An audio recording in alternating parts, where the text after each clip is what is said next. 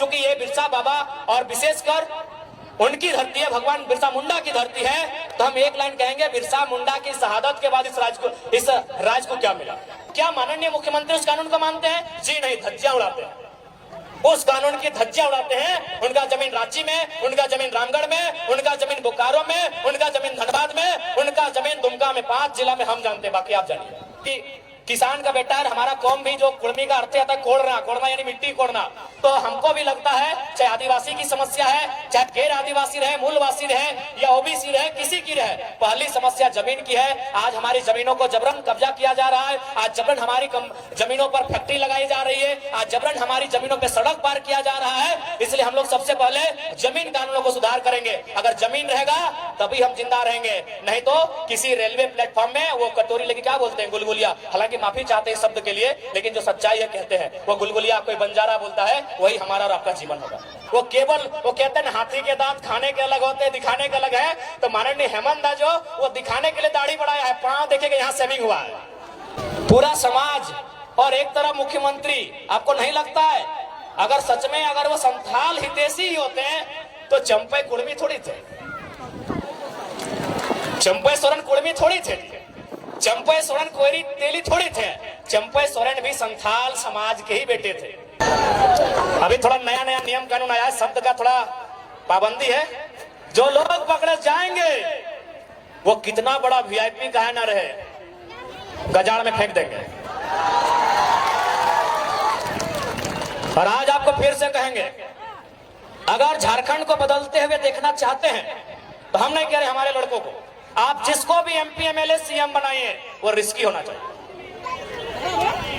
Risky होना चाहिए। अगर वो रिस्की नहीं होगा, अगर उसमें अपने परिवार की चिंता होगी, जान का डर होगा, तो लिख के बोलते झारखंड नहीं बदलेगा, नहीं बदलेगा भैया। एचईसी का कब्जा है, टाटा का कब्जा है, चांडिल डैम 60 साल पुराना विषय है, हिंडाल्को में 50-60 साल पुराना विषय है, बीसीसीएल, सीसीएल, ईसीएल। अरे भाई आप सीधा उंगली से घी निकलेगा। यहाँ ऐसा सीएम चाहिए जिसके पास कलेजी नहीं कलेजा हो।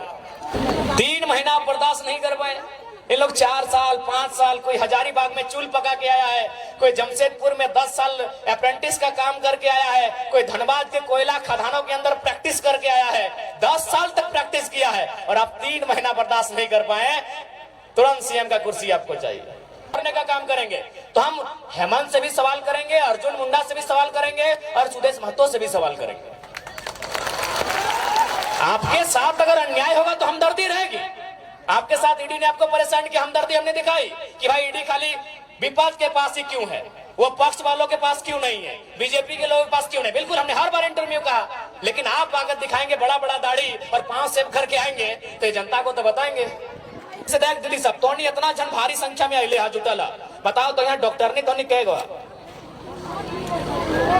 डॉक्टर नहीं ना, मास्टर नहीं कहेगा, इंजीनियर कहेगा, वकील कहेगा, तो तोहनी की भात रांधनी है ना, भात रांधा ना। बताओ झारखंड के बहु बेटी जकर बाप दादा के गर्दन कट के अलग भय गए, जकर बाप दादा के पीठ के चाम छाल के पीटा पुलिसियन में, ये सब झारखंडी पुलिस लगो। पहले जब हलतोन परदेसिया पुलिस तो हमने के पिटवाइन के चाम छाल डाले मारते मारते, ये बगल में तिरुल्ली हो अजीत महतो, धनंजय महतो के जो गोली चल रहे, 16 साल के लड़का जो मर गए, शहीद भई गए, पता कर ले की कारण लगले, बस कारण हटे हलाए कि ब्लॉक में अपनी धरना दे रहा, यानी सोच ले कि हमने उस समय ब्लॉक में धरना भी नहीं दे सकला। धरना देना तो कोई अपराध नहीं लगले, ब्लॉक में धरना दे, लेकिन सही समय सब परदेसिया पुलिस मनमानी दंदना की गोली चले, 2 नौतन की तरह मर गए, अपनी चौका के सामने मूर्ति भी बनल है, देख लेवा। ये राज्य के हमार दशा है। तो स्थानीय नीति के मतलब है कि जकर बाप दादा बलिदान दे के इस राज्य के अलग कर दे। आज ओकर घर एक बहु बेटी बताओ, वो मास्टरनी बने के मौका नहीं मिलो, ओकरा वकील बने के मौका नहीं मिलो, और कितना महीना अगर कोई काम भी तोहनी के मिलो, तोहनी की काम मिल तो मैं को देखी सादा लोग अगर हरा पार देख लला, सफेद साड़ी और हरा रंग का पार, तो समझ लीजिए वो मलेरिया फलेरिया की टैबलेट बांटने वाली दीदी है। वो झारखंड की बेटी है, नो डाउट, एकदम 100 या 99% वो जो लेडीज जो है वो झारखंड की बहू या बेटी है। महीना कितना, 4000 5000। एक वो साड़ी का रंग गुलाबी है, अगर गुलाबी साड़ी देख लिए गांव घर में तो समझ लीजिए वो क्या काम कर रही है ना, वो जल सहिया है। यदि आप आसमानी साड़ी देख लिए तो समझ ले कि आंगनबाड़ी की सेविका है।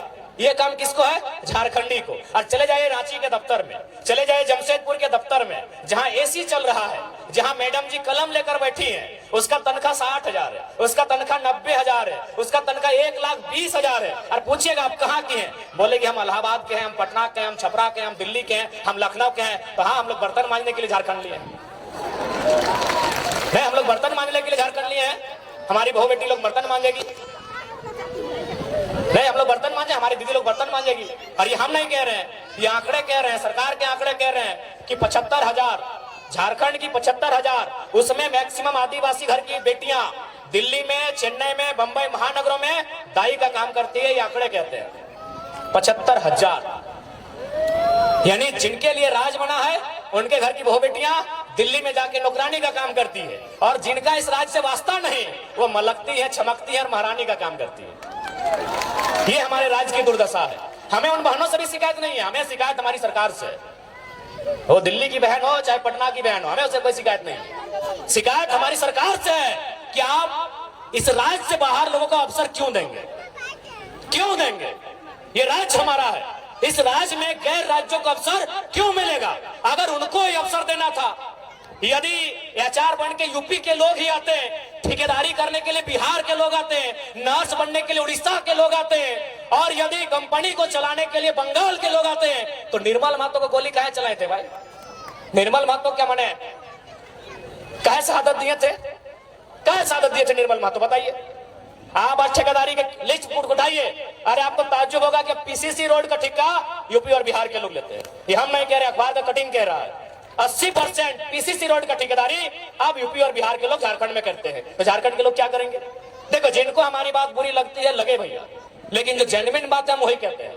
हम आपके राज्य में एगो जल मीनार का ठेका नहीं ले सकते हैं, हम आपके राज्य में एगो नली का ठेका नहीं ले सकते हैं, और आप हमारे राज्य में 100 किलोमीटर 150 किलोमीटर तो पीसीसी तो टीसीसी रोड का ठेका लेते हैं। क्या है भाई, ये व्यवस्था कैसे चलेगी? ये कौन सी व्यवस्था है बताइए आप? ये कौन सी व्यवस्था है? ये कौन सा अलग झारखंड राज्य है? इसलिए झारखंड राज्य अलग नहीं हुआ। इसलिए आज हमारी लड़ाई किसी गैर राज्य से नहीं है। जो लोग गैर राज्य के हैं वो हमारे बड़े भाई समान है। हमने शुरू से कहा है, बिहार हमारा मंझला भाई है, बंगाल हमारा बड़ा भाई है, और उड़ीसा हमारा संजला भाई, हम तो छोटा भाई है, 4 भाई हम लोग। लेकिन ये भी तो नियम है, ये भी नियम है ना कि अगर 4 भाई में खेत का बंटवारा हो जाए तो क्या बड़ा भाई छोटा भाई का खेती करता है? सिंपल बात है भाई, यहाँ लड़ने झगड़ने की कोई बात ही नहीं है। यहाँ बिहारी झारखंडी और बंगाली झारखंडी करने की बात ही नहीं है, सिंपल सा बात है। अभी अगर 4 भाई में अगर जमीन का बंटवारा हो गया तो क्या बड़ा भाई जबरदस्ती छोटा भाई को खेत काट के ले जाएगा क्या? सिंपल सा बात है। तो बंटवारा हो चुका है, किसी के पास 94,000 वर्ग किलोमीटर है, किसी के पास 88,000 वर्ग किलोमीटर है, किसी के पास 1,55,000 वर्ग किलोमीटर है, हमारे पास सबसे कम 79,000 वर्ग किलोमीटर है। हमारी जमीन पे नजर नहीं गड़ाइए, हमारी जमीनों पे नजर नहीं गड़ाइए, हमारे खदानों पे नजर नहीं गड़ाइए, हमारे रोजगार पे नजर नहीं गड़ाइए, हमारी परंपरा हमारी संस्कृति पे नजर मत गड़ाइए। हमारी लड़ाई कहीं गलत नहीं है, क्योंकि हम लोग कमजोर हैं, इस बात को मानिए। क्योंकि ये निर्मलदा का दौर नहीं है, ये गुरु जी का दौर नहीं है, ये बिरसा भगवान का दौर नहीं है, और हमारे नेताओं की गलती के कारण, हमारे नेताओं के लालच के कारण हम लोग हैं कमजोर। अब लालच ही कहिएगा ना। अब बताइए, नेताजी गए हैं आपके वोट से जीत के और पार्टनरशिप कर रहे हैं विष्णु अग्रवाल से, नाम आपको मालूम है, छोड़िए कि गलत बोल रहे हैं। अरे आपको पार्टनरशिप ही करना था तो देवंती मुंडा से करते, देवेंद्र महतो से करते, जो लोग आपको वोट दिया है। क्या गलत बोल रहे हैं? हमारे नेताओं की उदासीनता, हमारे नेताओं की स्वार्थ नीतियां आज हमारे इस राज्य को कंगाल कर रही है। आज देखिए, माननीय मुख्यमंत्री का उदाहरण लीजिए। क्या आपको लगता है, मैं आज आदिवासी समाज से ये सवाल करता हूं, और आदिवासी नहीं, आदिवासी में भी आप 35-36 प्रकार के समुदाय आते हैं, सवाल करता हूं, क्या पूरा समाज और एक तरफ मुख्यमंत्री, आपको नहीं लगता है अगर सच में अगर वो संथाल हितैषी ही होते हैं तो चंपई कुर्मी थोड़ी थे, चंपई सोरेन कुर्मी थोड़ी थे, चंपई सोरेन कोयरी तेली थोड़ी थे, चंपई सोरेन भी संथाल समाज के ही बेटे थे। 3 महीना बर्दाश्त नहीं हुआ, अरे खुद तो बाहर आ गए, भाभी को भी लड़ा दिए गांडे से। हम तो बोले आप उनकी वंशावली जारी कर दीजिए और अपना सीट जारी कर दिए, काहे वहां नया लड़का लोग तैयारी करेगा। 3 महीना बर्दाश्त नहीं कर पाए, इन लोग 4 साल 5 साल, कोई हजारीबाग में चूल पका के आया है, कोई जमशेदपुर में 10 साल अप्रेंटिस का काम करके आया है, कोई धनबाद के कोयला खदानों के अंदर प्रैक्टिस करके आया है, 10 साल तक प्रैक्टिस किया है और आप 3 महीना बर्दाश्त नहीं कर पाए, तुरंत सीएम का कुर्सी आपको चाहिए। और आके चुकी है थोड़ा सा लोग आके बहुत अच्छा माननीय मुख्यमंत्री जी दिखाने भी लगे, बड़ा बड़ा दाढ़ी पका पका के, जैसे जेल में सुविधा नहीं था। मैं आपको कहूंगा ध्यान से देखिएगा, वो केवल वो कहते हैं हाथी के दांत खाने के अलग होते हैं, दिखाने के अलग है। तो माननीय हेमंत दा जो वो दिखाने के लिए दाढ़ी बढ़ाया है, पांव देखिएगा यहाँ सेविंग हुआ है, पांव देखिएगा। क्योंकि लोग आपको बताएंगे कि जेल में सुविधा नहीं थी, जेल में हमारे साथ वहां भी अत्याचार हो रहा था, गरीब आदिवासी है वहां भी अत्याचार हो रहा था। ध्यान से पांव को देखिएगा, ईमानदारी से बोल रहे आप चेक कीजिएगा, पांव का सेविंग हुआ है। ये दिखाना होगा ना भैया, आप नोट नहीं किए, आप भावनाओं में बह गए कि चलिए बाहर आ गए हैं। ठीक है, उनके प्रति अगर जेल में थे हमारी भी हमदर्दी है, लेकिन अगर वो राज को छलने का काम करेंगे, केवल अपने परिवार का जेब भरने का काम करेंगे, तो हम हेमंत से भी सवाल करेंगे, अर्जुन मुंडा से भी सवाल करेंगे और सुदेश महतो से भी सवाल करेंगे। आपके साथ अगर अन्याय होगा तो हमदर्दी रहेगी। आपके साथ ईडी ने आपको परेशान किया, हमदर्दी हमने दिखाई कि भाई ईडी खाली विपक्ष के पास ही क्यों है, वो पक्ष वालों के पास क्यों नहीं है, बीजेपी के लोगों के पास क्यों नहीं। बिल्कुल हमने हर बार इंटरव्यू कहा, लेकिन आप आकर दिखाएंगे बड़ा बड़ा दाढ़ी और पांव सेव करके आएंगे तो जनता को तो बताएंगे। तो इसलिए देखिए, उसके बाद सबसे महत्वपूर्ण, आज अगर इस राज को बचाना है, एकदम स्पष्ट जान लीजिए, अगर झारखंड राज्य को संरक्षण देना है, यदि झारखंड राज्य को सुरक्षित करना है, तो आपको ज्यादा नहीं सोचना है, ज्यादा दिल्ली बंबई और यह पूरे राज्य को नहीं सोचना है। आप बस झारखंड नाम को पढ़िए, उस झारखंड नाम बनने की जो उसके पीछे जो तथ्य है उसको समझिए, उस झारखंड राज्य के साथ जो फीलिंग्स है उसको समझिए। झारखंड,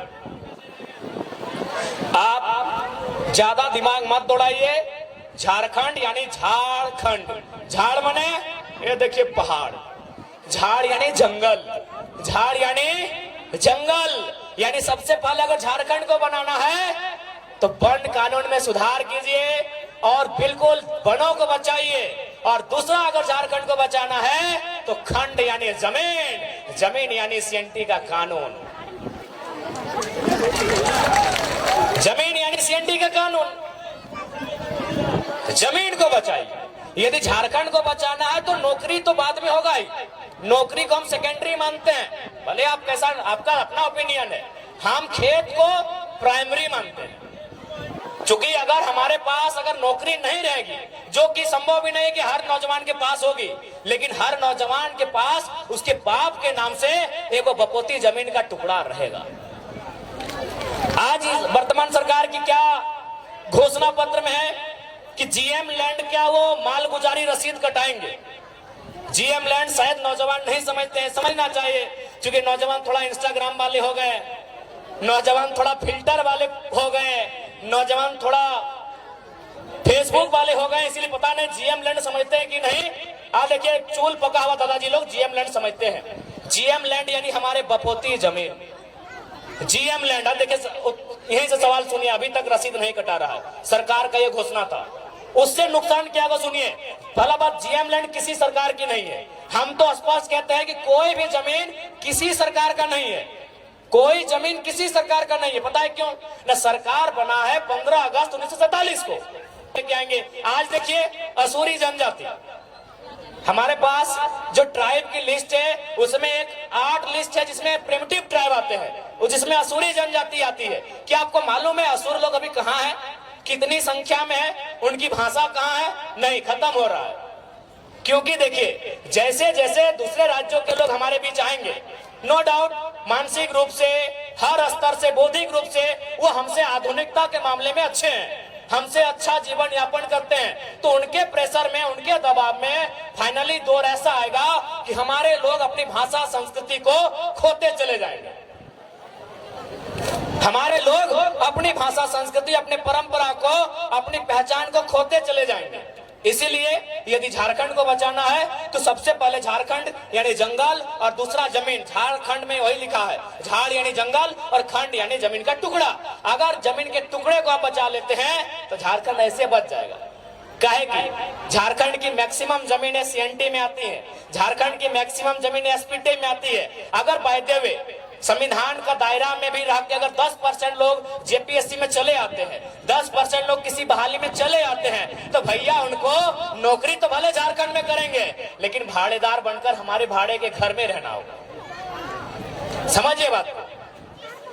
भले वो कोई सरकारी नौकरी करे, बीडीओ बन के आए, सीओ बन के आए, या डीओ बन के आए, या डीएसपी बन के आए, लेकिन सीएनटी जमीन है। और सीएनटी जमीन यानी आदिवासी का जमीन गैर आदिवासी नहीं खरीदेगा, एससी का जमीन गैर एससी नहीं खरीदेगा, महतो का जमीन गैर महतो नहीं खरीदेगा, जो भी सीएनटी में आते हैं, मुंडा का जमीन गैर मुंडा नहीं खरीदेगा। तो सीएनटी का मतलब ही है कि आपकी जमीन को बचाना। और स्पष्ट कहेंगे, चूंकि ये बिरसा बाबा और विशेषकर उनकी धरती है, भगवान बिरसा मुंडा की धरती है, तो हम एक लाइन कहेंगे, बिरसा मुंडा की शहादत के बाद इस राज को क्या मिला?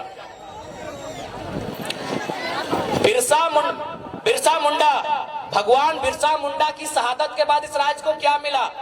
दमयंती दी, आप ही बताइए, एक लाइन में बताइए कि भगवान बिरसा मुंडा जैसे उनकी शहादत 1900 में हुई, पूरी 1900 में ना, जैसे उनकी शहादत 1900 में हुई, इस राज को क्या मिला? इस राज को मिला सीएनटी कानून। भगवान बिरसा मुंडा के शहादत के कारण इस राज को सीएनटी कानून मिला, क्योंकि उन्होंने अध्ययन किया कि बिरसा मुंडा क्यों लड़े। न बिरसा मुंडा लड़े दीकू के खिलाफ, बिरसा मुंडा लड़े यहाँ के जो लोग हैं आदिवासी मूलवासी, उनकी जमीनों को बचाने के लिए, उन जमीनों पे लगान ना देने के लिए। वो जमीन अंग्रेजों को नहीं देंगे, उस पे लगान नहीं देंगे, वो जमीन उनकी है, इसीलिए कानून बना सीएनटी। अब एक बात तय है, यदि आप भगवान बिरसा मुंडा को मानते हैं तो हेमंत सोरेन को नहीं मानना होगा। नहीं, आप तय कर लीजिए। हम तर्क दे रहे हैं, हम तर्क दे रहे हैं भैया, हम ऐसे आप ताली मत पीटिए, हम तर्क दे रहे हैं। विशेषकर हम आदिवासी समाज से कहेंगे, यदि बिरसा मुंडा आपका आदर्श है तो हेमंत सोरेन आदर्श नहीं है। क्यों नहीं मालूम है? क्योंकि बिरसा मुंडा या सीएनटी कानून को समझिए, तो सीएनटी कानून में क्या कहता है कि आदिवासी, मैं आदिवासी पे ही बात करता हूँ, कि एक आदिवासी का जमीन एक आदिवासी खरीदेगा, एक आदिवासी का जमीन आदिवासी खरीदेगा, लेकिन उसी थाना में, चलिए उस समय थाना तब जिला बन गया है, या फिर हम प्रखंड मान लेते हैं, चलिए हम ऐसे कानून में क्या है नहीं मालूम है, हम सपोज दैट जिला ही मान लेते हैं कि एक आदिवासी का जमीन उसी जिला उसी प्रखंड के एक आदिवासी को खरीदना है। तो हेमंत सोरेन तो रामगढ़ जिला के थे, दुमका में काहे खरीदे? तर्क से बात कीजिए, ऐसे हवाई बात नहीं करेंगे। ये इसका मतलब वो बिरसा भगवान खुद नहीं मानते हैं। हेमंत सोरेन खुद देखिए, माला चढ़ाने से बिरसा भगवान के आप अनुयायी नहीं हो गए। अगर हेमंत सोरेन जी ने बिरसा भगवान पे माला चढ़ा दिया तो उसके अनुयायी नहीं हुए। वो चाहते क्या थे? वो उनके मरने के बाद जो कानून बना, क्या उस कानून को हेमंत सोरेन मानते हैं? मेरा एक ही सवाल है। बिरसा भगवान के मरने के बाद एक कानून बना, उस कानून का नाम है छोटा नागपुर टेनेंसी एक्ट। वो कानून तैयार होना स्टार्ट हुआ 1902 में और फाइनल हुआ नवंबर का महीना 1908 में। ये कानून बना बिरसा भगवान की शहादत के बाद। तो क्या माननीय मुख्यमंत्री उस कानून को मानते हैं? जी नहीं, धज्जियां उड़ाते हैं, उस कानून की धज्जियां उड़ाते हैं। उनका जमीन रांची में, उनका जमीन रामगढ़ में, उनका जमीन बोकारो में, उनका जमीन धनबाद में, उनका जमीन दुमका में, 5 जिला में हम जानते, बाकी आप जानिए, बाकी आप जानिए, बाकी भैया आप जानिए। देखिए, आज लोगों को हमसे हालत इसलिए खराब है कि हम सरल शब्दों में लोगों को बहुत गहरी गहरी और रहस्यमयी बातों को समझा देते हैं। जो बातें उलझी हैं उन बातों को सुलझाते हैं। इसीलिए आज हमें लोग जानते हैं कि ये लड़का लीडर तो है ही, साथ में टीचर का काम करता है। और समाज में आप लीडर पैदा होने दीजिए, टीचर पैदा मत होने दीजिए। इसीलिए लोग इतना केस करता है हम लोग के ऊपर। नहीं, एक सिंपल सा बात है, हेमंत सोरेन आदरणीय मुख्यमंत्री बड़े भाई उनको बोल रहे हैं, बिल्कुल बिरसा भगवान के सिद्धांतों को नहीं मानते हैं। अगर मानते हैं तो चलिए आपसे कहेंगे, आपने जिन वैसे भी आदिवासी का ही जमीन खरीदा, अभी कितना करोड़ों का था, बोकारो वाला तो पेपर भी देख लीजिए, कटिंग 20 करोड़ बताया जा रहा है उसका अनुमान। आप उस आदिवासी परिवार का जमीन वापस कीजिए, हम मानेंगे आप आदिवासी हितैषी भी हैं और आप बिरसा भगवान को मानने वाले भी हैं। तो इसलिए अगर हम लोग सरकार में आते हैं तो देखिए, मेरा जो दिल कहता है, हम भी चूंकि किसान का बेटा है, हमारा कौम भी जो कुड़मी का अर्थ आता है कोड़ना, कोड़ना यानी मिट्टी कोड़ना, तो हमको भी लगता है चाहे आदिवासी की समस्या है, चाहे गैर आदिवासी रहे, मूलवासी रहे या ओबीसी रहे, किसी की रहे, पहली समस्या जमीन की है। आज हमारी जमीनों को जबरन कब्जा किया जा रहा है, आज जबरन हमारी जमीनों पर फैक्ट्री लगाई जा रही है, आज जबरन हमारी जमीनों पर सड़क पार किया जा रहा है। इसलिए हम लोग सबसे पहले जमीन कानूनों को सुधार करेंगे। अगर जमीन रहेगा तभी हम जिंदा रहेंगे, नहीं तो किसी रेलवे प्लेटफॉर्म में वो कटोरी लेके क्या बोलते हैं, गुलगुलिया, हालांकि माफी चाहते हैं शब्द के लिए, लेकिन जो सच्चाई है कहते हैं वो गुलगुलिया कोई बंजारा बोलता है, वही हमारा और आपका जीवन होगा। क्योंकि गुलगुलिया कोई नदी के किनारे पैदा नहीं हुए हैं, गुलगुलिया आकाश से टपके हुए लोग नहीं है, ना ही धरती को चीर के आए हैं, किसी और नर और नारी ने उनको जन्म दिया है। और वो नर नारी, उसका भी कहीं खेत खलिहान होगा, उसका भी कहीं बाग बगीचा होगा, लेकिन आज उसके पास नहीं है। शायद इसी प्रकार जैसा आज हमारे साथ हो रहा है, उसके साथ 100 साल पहले हुआ होगा। आज जिनको हम बंजारा कहते हैं, आज जिनको हम गुलगुलिया कहते हैं, आज जिनके पास माने सर ढकने के लिए छत नहीं है, जिनके पास कदम रखने के लिए एक बित्ता जमीन नहीं है, वो हमेशा ऐसे नहीं थे, वो हमेशा ऐसे नहीं थे। उनके पास भी इसी दुनिया में, इसी जहान में, किसी कोने में जरूर एक जमीन का टुकड़ा होगा, जहां उनके पूर्वजों का आशियाना होगा, जहां की सुबह और शाम वो अपने परिवार के साथ जीते होंगे, खाते होंगे, एक साथ रहते होंगे। लेकिन आज उनके पास कुछ नहीं है। चले जाइए रांची का रेलवे स्टेशन, चले जाइए धनबाद का रेलवे स्टेशन, चले जाइए कोई भी रेलवे स्टेशन, आपको मिलेंगे वो लोग। तो हम नहीं चाहते हैं कि झारखंड के लोगों की दशा ये हो। इसलिए अगर हम लोग गवर्नमेंट में आएंगे तो सबसे पहले यहाँ के जो जमीन कानून है मजबूती से लागू करेंगे, उनको और प्रभावी बनाएंगे, ताकि यहाँ के लोगों, भोले भाले लोगों की जमीन कोई हड़प ना ले।